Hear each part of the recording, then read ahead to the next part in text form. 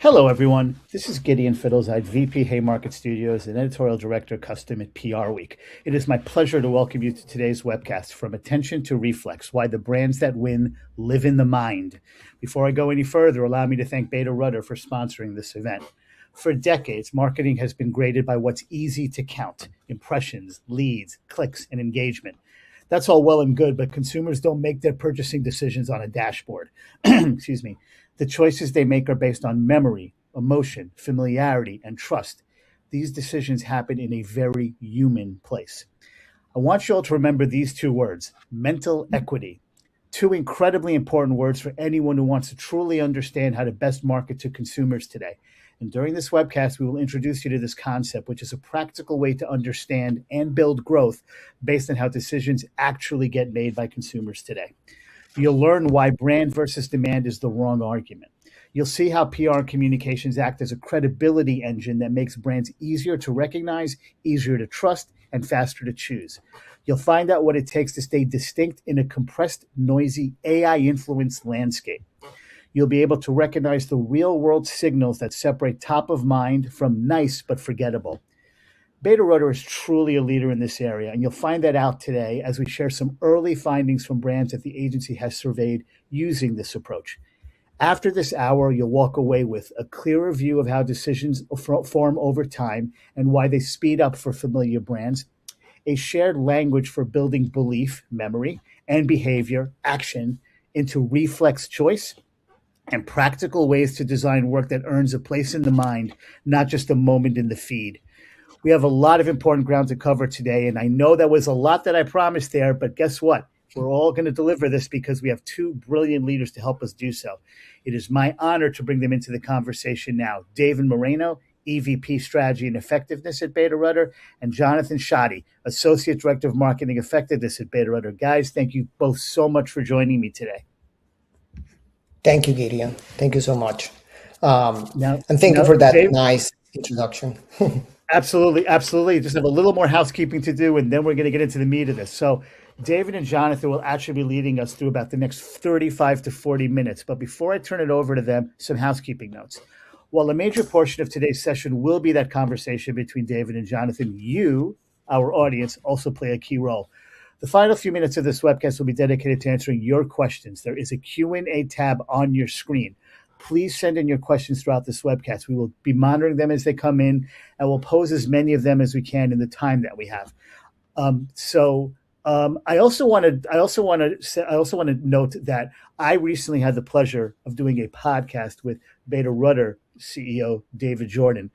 Not going to be covering the same ground as we are today, but we also talked about mental equity. It was a really, really good, fun podcast, and I definitely encourage you to go to prweek.com and check it out.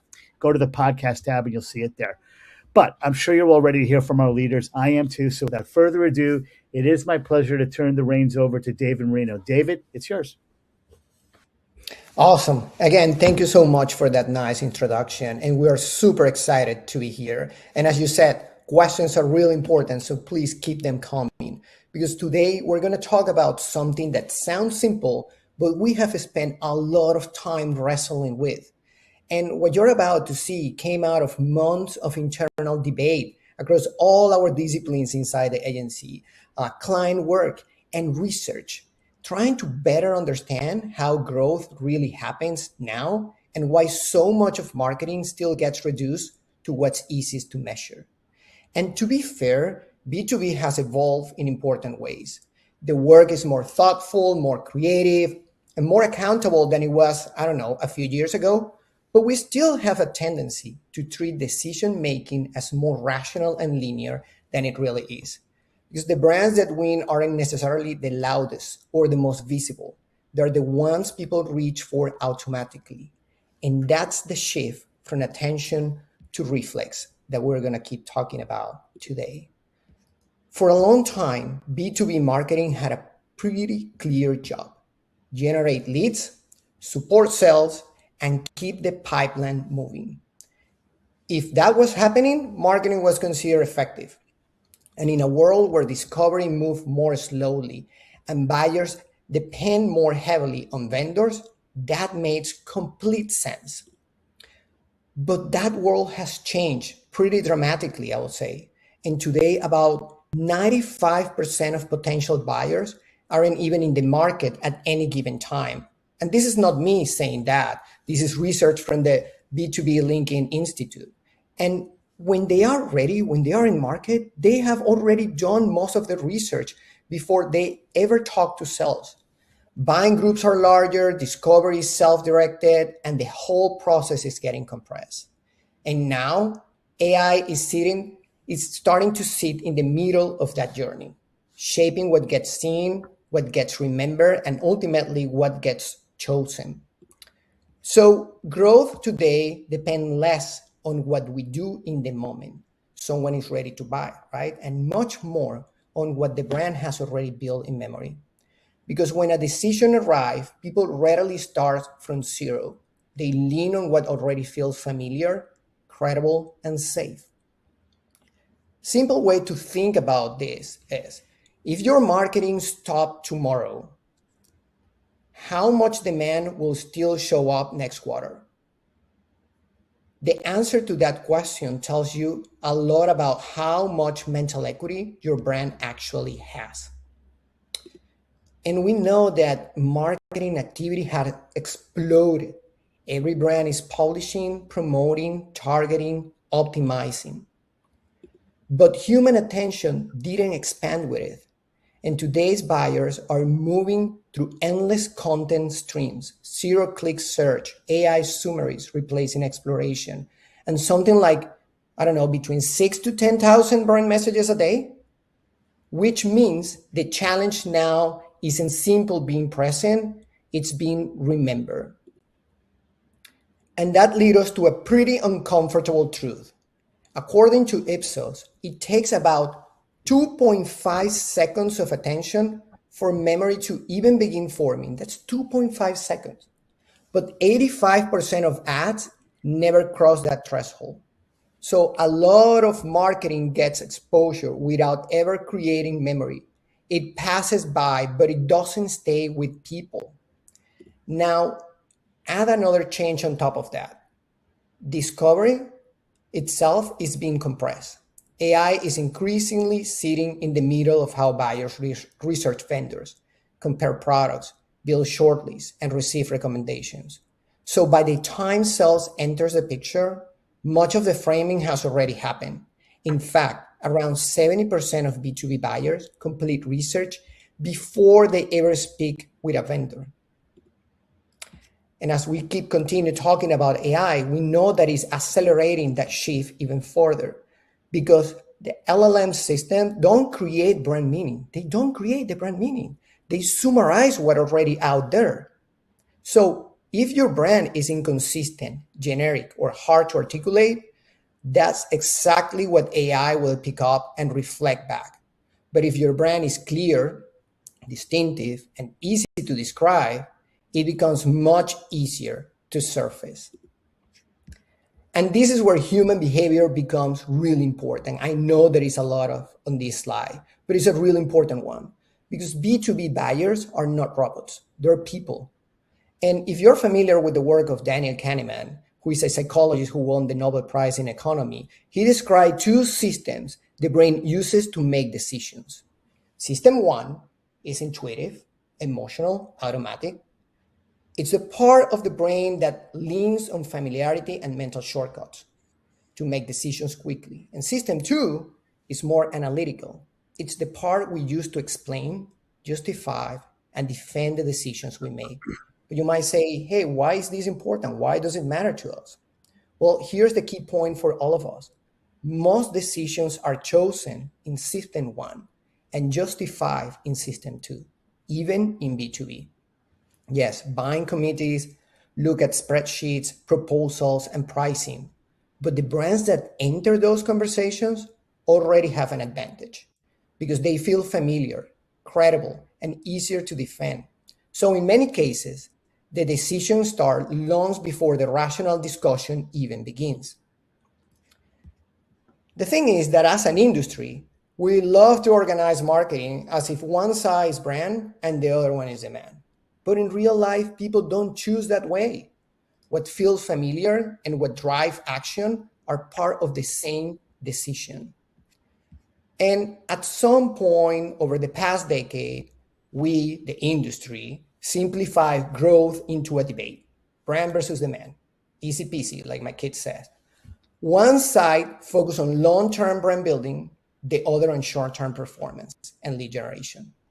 Budget followed the metrics that were easiest to measure, and more that meant optimizing for immediate response.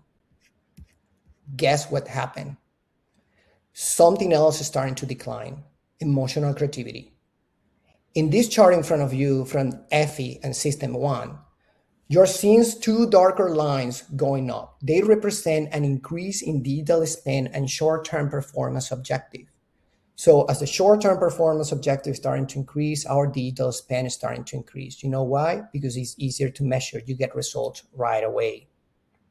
However, something else was happening at the same time. Those colorful lines that you're seeing, they represent creative emotion and brand effects.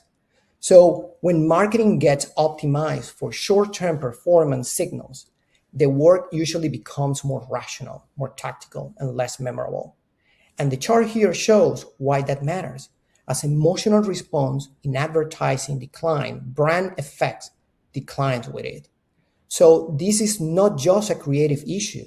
We're talking about growth. This is a growth issue. So the real question isn't brand versus demand. It's whether over time, your brand is actually becoming easier to choose, because that's what shows up in the moment that matters. And here's part of the problem.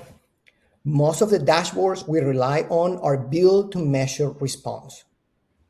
Clicks, conversions, attribution, engagement. We love that, and those things really matter. But they only tell us what happened in the moment. They don't tell us what's being built in people's mind. Because long-term growth comes from things that are harder to see. Memory, familiarity, a sense of trust, even how easy it is for someone to justify choosing you internally.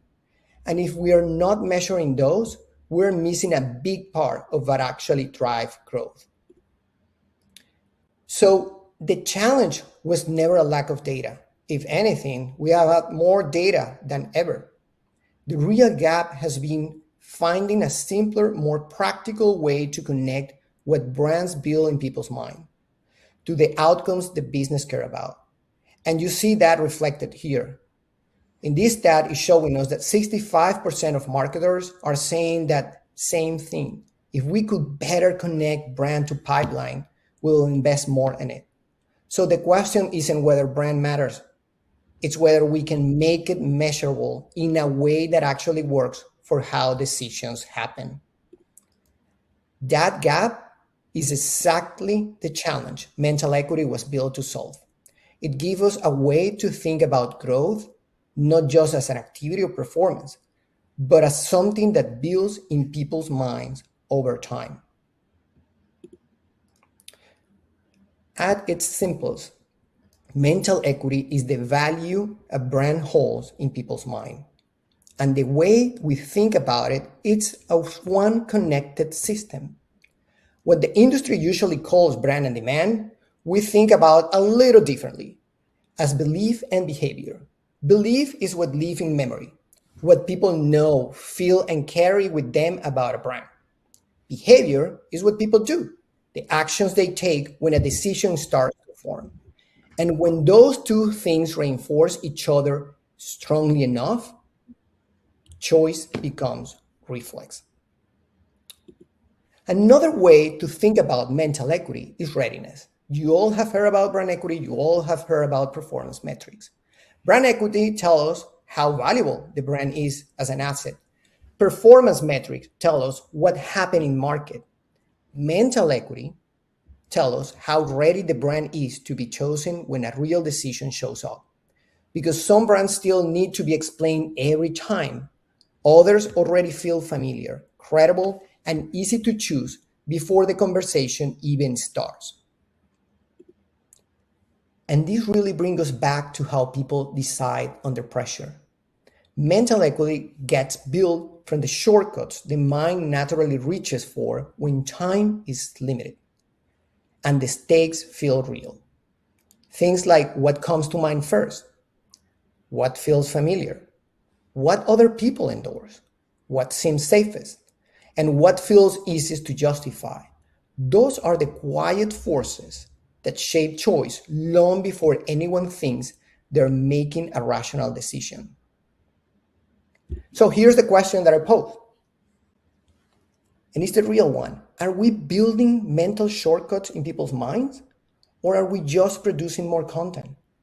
Because yes, content can fill feeds, all the feeds that you want, but shortcuts are what shape decisions. And when those shortcuts start to build up over time, something really important does happen. Choice starts to feel easier, preference starts to feel more natural, almost automatic. And that's really what we mean by reflex. When the emotional familiarity becomes rational preference, the brand feels more like the obvious choice before formal evaluation even starts. So, if reflex is real, it would show up in real behavior. So, and not just in what people say and what they actually do. So what we did here is pretty straightforward. We took our reflex index and we plotted it against 4 behaviors that matter in decision making. And I want to take a second to walk you through this and how to read this because it is important. On the horizontal axis, that's reflex. As you move left to right, you're looking at brands that are increasingly easier to choose in the mind. On the vertical axis, we have our behavior, likelihood to choose, word of mouth, advocacy, and engagement. Each dot is a real respondent, so this observed data is across 1,150 people. Now you'll see 2 things on each chart. You've got an R value and a P value. Quickly, what those mean, the R value is telling us the strength of the relationship. So the closer that number is to 1, the stronger the connection between reflex and that behavior. And what you'll notice in these is that they're all relatively strong relationships, especially word of mouth, which is up to 0.88. That's a very tight relationship. The p-value, on the other hand, is telling us whether this is statistically reliable. In simple terms, it answers, is this pattern likely real or could it just be random noise? So what we're looking for here is a value less than 0.05, sorry. And in all of these cases, the p-values are below 0.05, which means these relationships are statistically significant. So we can have confidence that what we're seeing here is not just happening by accident. Now, once you understand that, we look at the pattern. As reflex increases, every one of these behaviors increase with it. Likelihood to choose goes up, word of mouth goes up, advocacy goes up, engagement goes up. Not one of them is flat and not one of them moves in the opposite direction. That's the key point here. These mental shortcuts are not just shaping perception, they're showing up in real measurable behavior. Who gets chosen, who gets talked about, and who gets recommended. So when a brand becomes reflex, this is where things really start to change, not just in perception, but in how decisions actually happen. Decisions happen faster, not because buyers are rushing, but because they're starting from a place of confidence instead of uncertainty. They're not evaluating from scratch. They're validating something that already feels right to them. Conversion requires less persuasion, fewer touch points, less explanation. It's less work to even get into that conversation because you're already there. You see it in pricing too.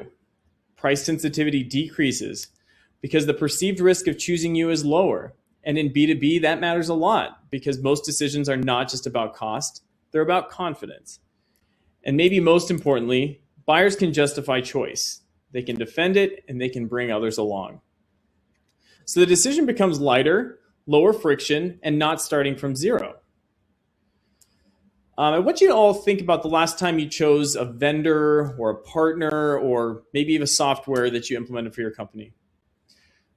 There's probably a name that came to mind right away. That's reflex. And that's the most valuable form of demand because it's already been built. That moment of conversion, it's automatic, obvious, and easy to choose. So if mental equity is the asset, we need a way to actually measure whether it's growing. And that's where the reflex index comes in.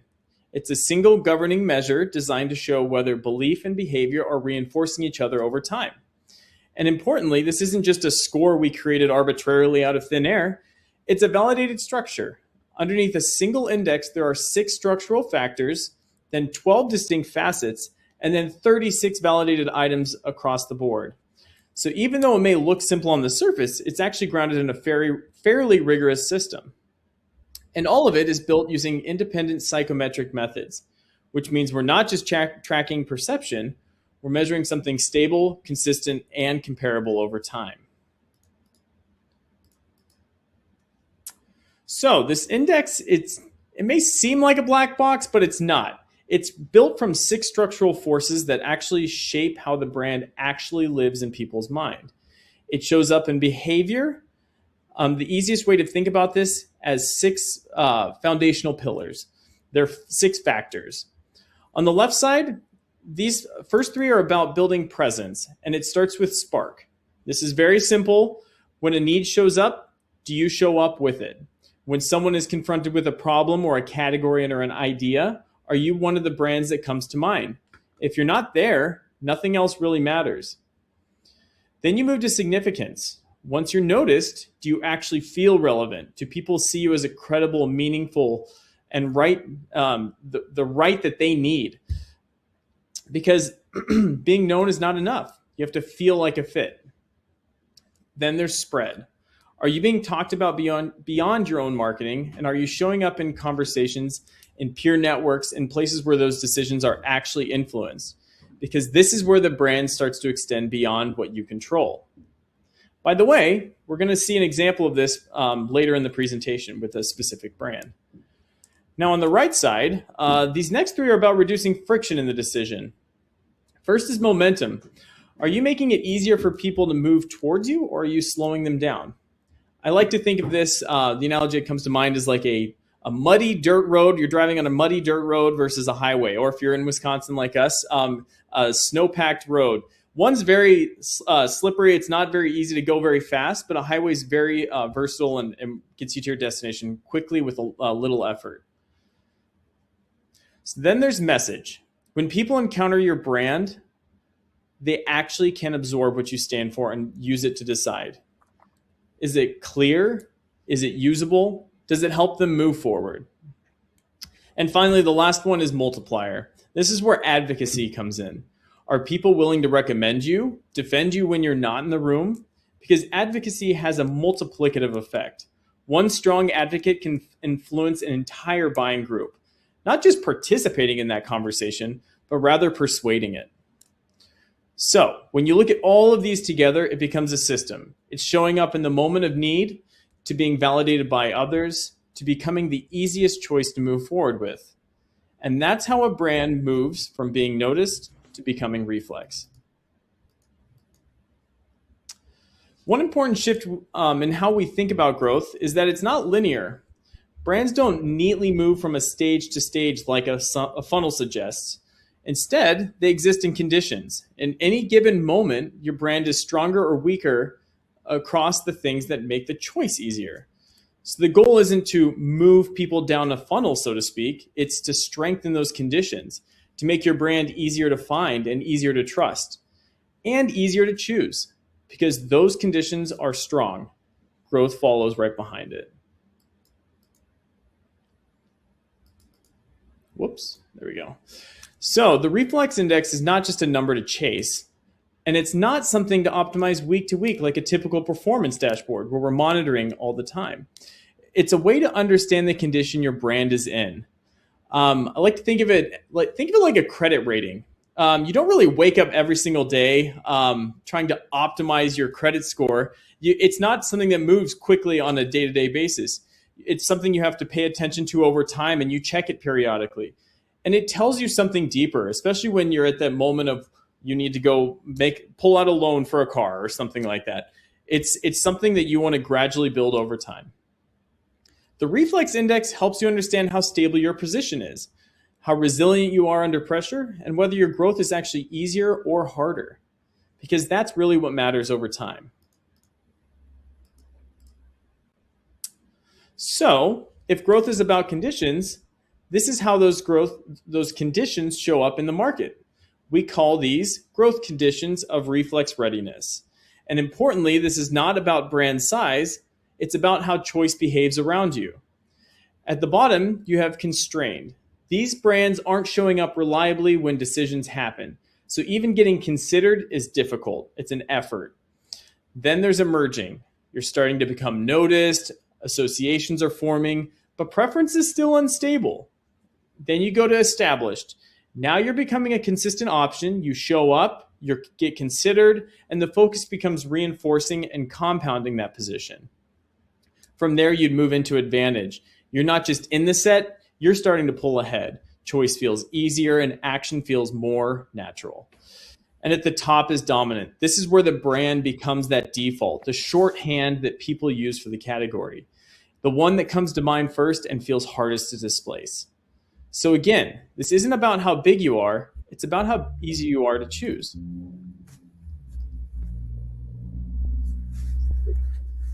And this is where leadership finally has something meaningful to govern, not just activity, but the condition of the brand itself.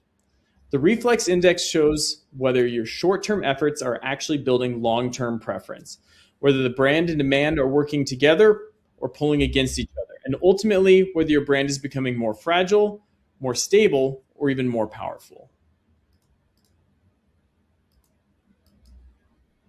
So if mental equity is the asset that builds in people's mind, the next question becomes obvious. How do you actually build it? And for us, the answer is creativity. This is how the system works. Creative work, meaning platforms, ideas, stories, send signals into the market. Those signals can be about recognition, emotion, meaning, what we have been talking about. Those signals shape what people remember, what they feel, and what they are ready to do. The reflex factors that John went through help us see whether those signals are actually building belief and driving action. This is what we measure. This is the portion that we measure, making sure those signals are working. And if they are, over time, that builds mental equity. And when that gets strong enough, the brand becomes the reflex choice. You see, marketing is visible, but mental equity is cumulative. And the reason why we believe so much in creativity is because when you look at the evidence, the impact of creative quality is huge. Research from System 1 and FE database showed that the most emotionally effective creative can generate up to 12 times the profit impact of lower quality work. Creativity doesn't just make marketing more interesting, it makes it more effectiveness. You know the beauty of all this? We can actually control creativity. It's in our power. So it's not something that sits out there. It's on all of us, marketers, to control it. But here's the catch. We still talk about creativity as if the main question is whether we like it. Is it good? Is it bold? Is it entertaining? Those are not useless questions, but they're not the most important ones. The more important question is, did the work actually change how the brand lived in people's minds? Did it create recognition, meaning, shareability, message clarity, and readiness to act? Because creative work gets judged through opinion, but mental equity asks us to judge it through signals, those signals that we can actually measure and see progress. This is why the best creative ideas usually are not one-off. They're platforms, structures you can come back to again and again. And every time you return to them, something gets stronger. Recognition gets faster. Meaning gets deeper. Memory gets stronger. And the cost of demand starts to come down over time. And you might say, oh, that's easy to say on B2C. No. From the 6 examples that I have in here, 4 of them are B2B. And we are actually going to walk you through one of those today. So it's not a matter of B2C or B2B. It's a matter of understanding that compounding is the key for success. And you know, that's the shift. When an idea builds memory, it stops behaving like content. It starts behaving like equity. Because at that point, the brand becomes easier to recognize, easier to remember, and easier to choose. So before we go into some examples, I want to just remind everyone to please submit questions. We're looking forward to keep having the conversation after we finish the presentation. But now we want to show you how creativity looks like when it's designed from the mental equity perspective. This is the cue for the video that you're about to see. Animal health company Zoetis was facing a possible $210 million loss. One of the biggest drugs in their history was about to come off patent, and with it, a product portfolio worth $1 billion was at risk. Yet this wasn't their biggest challenge. They had only ever done product advertising. The Zoetis brand was unknown, invisible, and without meaning. And so began a 5-year journey to build the brand from scratch and reshape its future. We started by illuminating a powerful yet unspoken truth: that ranchers and dairy farmers don't think of their cattle as numbers, but as creatures to nurture and protect. It's a bond as old as civilization itself. A little over 10,000 years ago, mankind first domesticated cattle. At this exact same time, cattle domesticated us. They give us their milk, their meat, their hides. We give them sustenance and care. And while they may live in pens and fields, farmers and ranchers are just as tied to the land. Our two species have worked together and taken care of each other for centuries. And with this anthem spot, we announced the Zoetis brand to the world. The response was immediate. We continued building the brand at every touch point.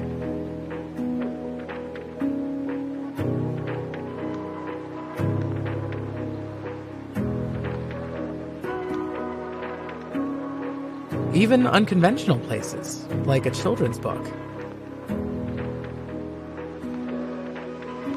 Inspired by this message, people began sharing their own stories. The outpouring showed this was becoming something far bigger.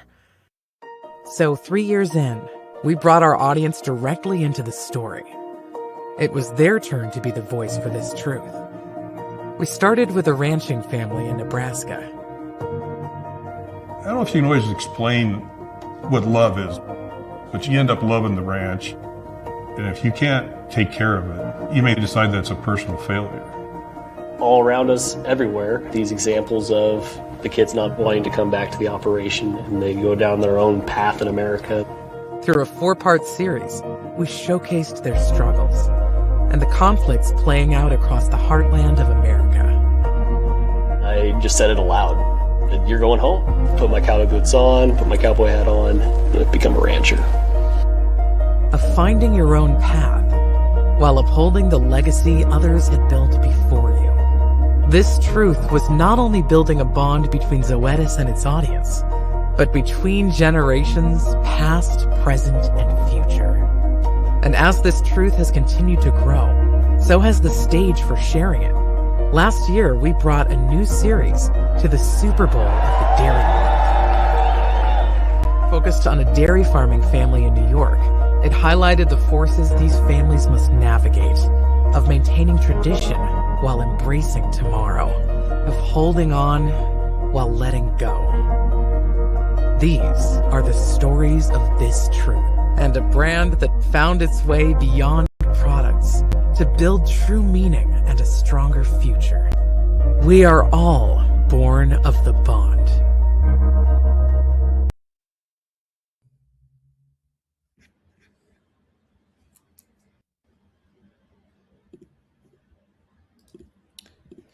So Zoetis had a strong product foundation, but its marketing was leaving where a lot of category marketing needed to be leave. Futures, benefits, discounts, it was correct, but it wasn't memorable. Then the pressure got real. Major products were coming off patent, generic pressure was rising, and the financial risk was significant. And in moments like that, buyers usually don't want more information. They want more certainty. So Zoetis made a different move. Instead of competing future by future, it started building belief through a story rooted in a human truth. The bond between the people who care for animals and the animals who rely on them. And that platform became born of the bond, as you saw. And the important thing is it didn't just create a spike, it compounded. Over time, the work made the brand easier to feel, easier to remember, and ultimately easier to choose. In Reflex terms, Zoetis landed in a growth condition of advantage. Remember those conditions that John mentioned about? And we identified that there were two specific drivers under the factors that we needed to work on and strengthen. Those were recognition and ease. And from that, the business results follow. What had been modeled as a potential 40% decline turned into $110 million revenue increase over 4 years, along with meaningful gains in NPS. So emotion didn't distract from effectiveness here. It actually created effectiveness. Now, John is going to walk you through a few other examples, not as an extensive as Zoetis, but we want to show you like what happened if we isolate one of the factors and go deep on it, or what happens if we took a look at that entire industry. So let's make this practical. We're going to show you now how we actually use mental equity to understand where a brand sits and what to do next. So you remember those growth conditions we talked about? Well, the Reflex Index helps us understand where you land in those growth factors. So if you look here, the farmer's dog is in a strong position. It sits in that established range. It's showing up consistently and it's being considered. That's a good place to be. Now, instead of analyzing all 6 factors we have, we're going to focus on just one just to show you how this works.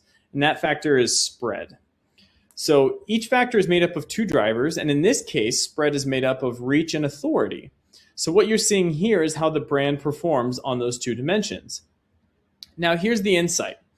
The farmer's dog is not building energy, but its ability to carry that energy is limited. Reach is relatively low, so it's not scaling as broadly as it could. And authority signals are not strong enough quite yet to fully support it in every context. So what that means in practice is this. The brand is becoming easier to choose, but not yet as easy to justify everywhere. And that's where growth can stall. Not because the brand isn't working, but because it's not traveling far enough or holding up strongly enough across the different buying situations. So the opportunity here is not more noise, it's strengthening what carries, expanding the reach, and building the stronger proof points like validation, expertise, and those partnerships. That's how you take a brand from performing well to becoming truly scalable. Now, so far we've been looking at the brand level, so let's zoom out for a second and let's take a look at the category level. One of the ways that we validated this approach was not just across brands or an individual brand, but we did it across entire industries. We can actually look at how Reflex behaves at the category level and not a single brand. Food service is a great example of this. And what you're seeing here is not just one brand, it's a composite view of the whole entire category. So this essentially is how the industry shows up across these 6 factors. And when you look at it, you start to see a very consistent pattern. Reflex is relatively weak across the board. You can see it here in the factors. Spark and significance are modest at best, so the brands are not strongly encoded. Spread is limited, so they're not broadly reaching those buyers. Message and multiplier are flat, so ideas are really not traveling or reinforcing, and momentum is not strong enough to carry them. So when you take a step back, there's no real dominant signal here. The brand reliably comes to mind at the moment of decision, and when that happens, the price becomes that shortcut we talked about earlier. Because when memory is weak, buyers fall back on the simplest signal available. I think that's a very important nuance. When memory is weak, you will default to price.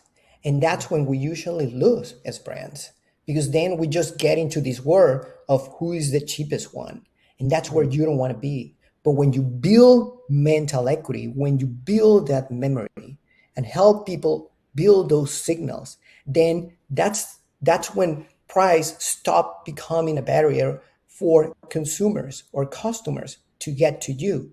It's called price elasticity. And that's one of the most successful ways that we can achieve that.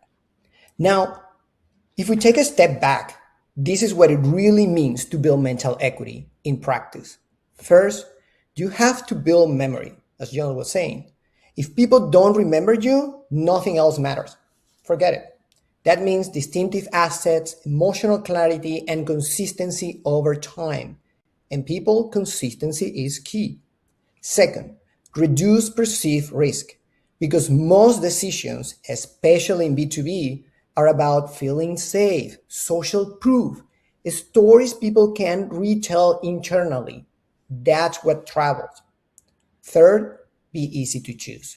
Not just visible. We're not talking about just showing up. It's about being understandable. Clear articulation, strong signals of authority, and a path that feels frictionless. And finally, this only works if brand and demand is treated as one, not optimized in isolation, but reinforcing each other over time. And this, I call it the gut checklist. Before anything goes out into the world, these are the questions we're asking yourself. Are we building memory or just explaining it? Are we reducing risk or adding to it? And can a buyer repeat our message? Or what about our growth condition? Those are really important questions that you can ask yourself all the time. Because growth happens when people don't just know your brand. They reach for it. That's the goal. Make the brand the reflex. Thank you. Gideon, back to you. These are some of the most dangerous webcasts for me because I really turned into part of the audience, and you guys just really had me transfixed on what you were saying. I almost forgot I was part of the webcast, so forgive me for seeming a little bit off kilter there. But that was really, really interesting, guys, and credit to Beta Rudder for really, really taking this concept, which could seem so ethereal, and really putting data and science behind it. It's really, really fascinating to me. And, you know, one of the first things I thought about is all of those campaigns that are really, really clever, but you never remember who it's from. There's so many brands that have done some terrific work, and I'll never remember what the brand is. And they are failing on the mental equity scale massively. Yes. So, so that's the first lesson I took. Don't be so clever as to kind of like hide the brand from people, because you're not doing your job as a marketer if you do that. Now, obviously, got a bunch of questions here, and some of them could be tough ones, guys. But I have a feeling you'll be able to handle them. So, okay, let me start off with one that's probably a little bit on the easier side. But obviously, you're bringing mental equity into the conversation, which is really probably a new concept to a lot of people out there who are already using a lot of metrics to try to measure how strong their brands are. So how does mental equity stack up against the metrics that so many of our people in our audience already use? Does it replace them? Does it supplement them? How does that work? And obviously, all these questions are for either one of you, so please. Yeah. I can take this one. I can. Go ahead, John. Go ahead. Okay, I was just going to say, I will say that it doesn't replace them. It sits above them. Most of the metrics that we use to measure activity today, and like in response, like the clicks, the conversions, pipeline, our attribution modeling, those are still important. And Reflex does answer a question, but it answers a different question. Are all those activities actually making the brand easier to choose over time? That's really what it comes down to. So instead of like positioning it where it like would replace your metrics, it helps connect all of it together because it sits above it. And it gives you a way to kind of understand the short-term performance and while building that long-term presence. So I hope that answered the question there. It did, but I think David did have something to say. Yeah. No, nothing. That was great. Oh, Okay. Great. Okay, Jonathan's ahead on the mental equity on this webcast so far, Okay. but David, I'm sure Yes. you'll catch David. Nope. I'm sure you'll catch up. But actually, it's funny. And by the way, I'm sorry. A little bit of a side. I would be remiss if I did not mention this to everybody. That Born of the Bond campaign that you guys just watched, it won a PR Week award at our event a couple of weeks ago. It really is. Definitely check it out. Check out our book. Check out our coverage on PRWeek.com, because it really was a really great campaign. And by the way, I'm also going to mention that podcast I did with David Jordan recently. We focused on Born of the Bond so much in that podcast, and David really took me through all the decisions on content that were made, why they were so effective. And he taught me about the Super Bowl of the cattle industry too, which clearly as someone from New York I wasn't aware of. So sorry, Jonathan. So that was definitely eye opening to me as well. But so one of the things that I'm wondering about is this. It seems to me that establishing mental equity can be particularly difficult for a brand that goes through a bad crisis. So if you're a band that's been through a bad crisis, and that's the first thing people hear about when they're thinking about your brand, that is something that can be really difficult to recover from, especially if your goal is to establish mental equity. What would be your advice if you had a brand that was dealing with something like that? Yeah, because those shortcuts have been already established in people's minds. So they are recurring to what they already know. So they already are like automatically, no, I remember that. We believe that the first thing that you need to start would be to rebuild trust, like really understanding how you come across as authentic and different. And that starts by acknowledging. Sometimes there are brands that have done that in the past. Domino's acknowledged at some point, yes, our pizzas are really bad. And they put a message out there and they start changing the conversations around it. And nowadays we all know how the story goes, right?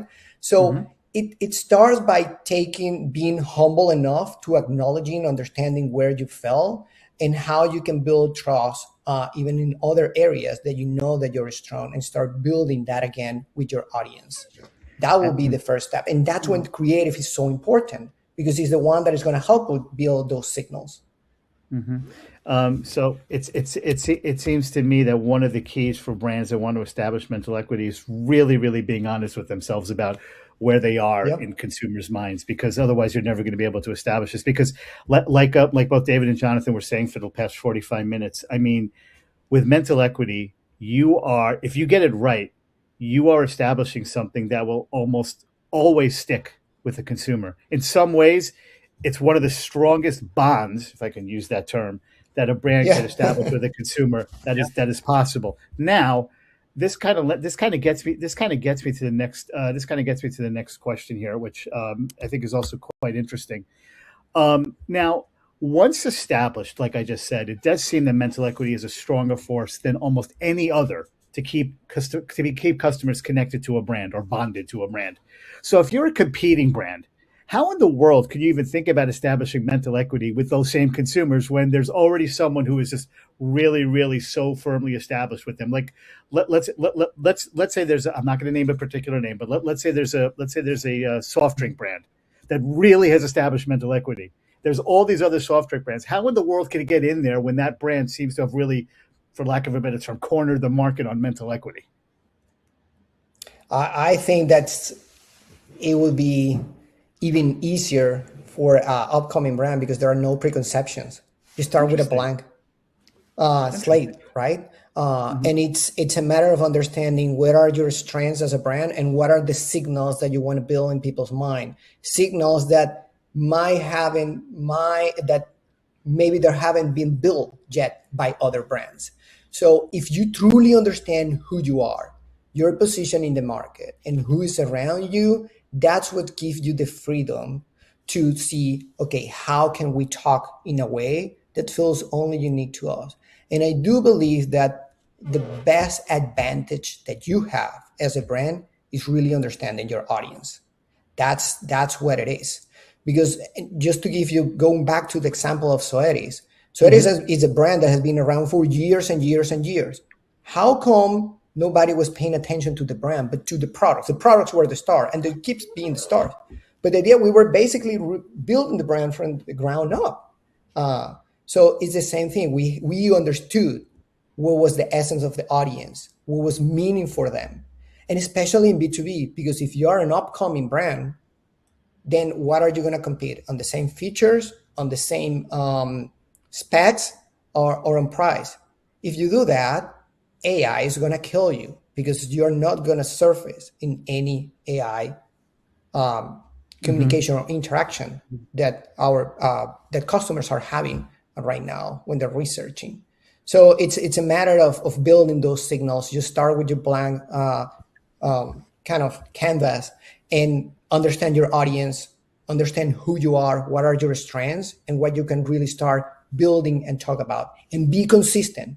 If you pick a path and you start to see some traction, just be consistent. You know what happened, Gideon? Like there's a ton of research that says that we marketers, we get bored of our own campaigns faster than the actual customer. So we tend to believe that, oh, we put a campaign out there, in 3 months we need a new one, a completely new one. And it's not about that. It's about always generating momentum, keep building on what you have already built so you don't lose the memory cues that you already have built. Yeah, which almost makes me believe that, you know, they say in sports it's easier to win their first championship than it is to defend it. It almost seems like it's easier, not easy, but easier to establish mental equity than it is to keep it. So, but which actually kind of segues really well into this question, because a lot of what we talked about today does seem that it's quite long term. It's like consistent activity over a course of time. But you know, everybody, especially in this world where everyone has like 6 seconds of an attention span, or maybe that's too much. So how do you make this useful in the short term? I mean, is there some sort of thing that, I mean, I don't want to say is there a quick fix to this, because I don't know if that's the right way to put it, but how does this work in the short term? Like what are some possible short term impacts in the mental equity space that that marketers might look for? Or is that the wrong question? No, that's a true concern that everyone has, especially when they hear the word brand, because brand has been treated as a slow and hard to act on thing. What's different here is we are not waiting years to see impact. We're looking at signals that move much earlier. Those signals that we mentioned before, recognition, meaning, ease, things that shift before revenue actually does. So you can see if you're building momentum, and that's the key. Are we building momentum or just generating activity? Because you can generate activity. We can have podcasts. I'm not saying podcasts are great, but we can just have a podcast, generate some activity, and that it died right there, right? And we don't want that. These actually make short-term decisions smarter, because you can see whether they're contributing to something bigger or just creating noise. And that's the other beauty of it, right? So you can isolate the impact. And for the record, the podcast I did with David was great, and you definitely want to check it out. It was amazing. Don't say that. But yeah, well, that was mostly because of David. But that's fine. That's fine. Yeah. So you know what though? I will say one thing though. There is one question that the C-suite is always going to ask, no matter what the metric is. Okay, did this drive revenues? So how do you prove that this particular approach actually drives revenues? Because again, at the end of the day, that's what the C-suite really cares about. So how can you prove that this actually drives revenues? I mean, what's the ROI on this approach? Yeah, I can start. Go ahead, John. Unless you want, I was just going to say that. I mean, I think that's the right question, because I mean, we need to be asking that all the time. But I would say that it's not directly. We're not claiming that Reflex as directly is revenue. We're not saying that. But we are saying that it's a leading indicator of those behaviors that drive revenue. Like when we talked about like the 6 factors that it breaks down into. Those give us areas of insight as to where we need to improve and or put our effort into to improve those factors. Like the relationship between the behaviors that feed that pipeline and the conversions there, those are still have a strong relationship there, because mental equity leads to the behavior, which leads to the business outcomes. I guess, David, if you want to build on that, if you had something else. Yeah, yeah. I will say that just to keep building on what John was saying, I think the revenue thing is exactly the problem this is trying to solve, because we are really good at linking activity to revenue, but much less good at explaining why some activity works better than other. Mm-hmm. And mental equity sits in that gap. It doesn't replace revenue metrics, as John was saying. It actually help explain the conditions that make revenue more likely. Things like familiarity, perceived risk, ease of choice, which we know even from decades of evidence shape how decisions actually get made. And when you start looking at those alongside performance, you begin to see a pattern that the brands that are easier to choose tend to outperform the ones that relied on persuasion every time. So the goal isn't to move away from revenue, it's to make performance more explainable, more repeatable, and less dependent on short-term spikes. That's how we see it, the relationship. Okay. I have a question for you. This is actually a Gideon question, I have to admit. And I want you both. Okay, so buckle up. I want you both to answer this as consumers, okay? Not as brilliant communicators and marketers that you are. Can you, both of you, name one brand that has established mental equity with David and Jonathan as consumers? And if you can explain how it did it.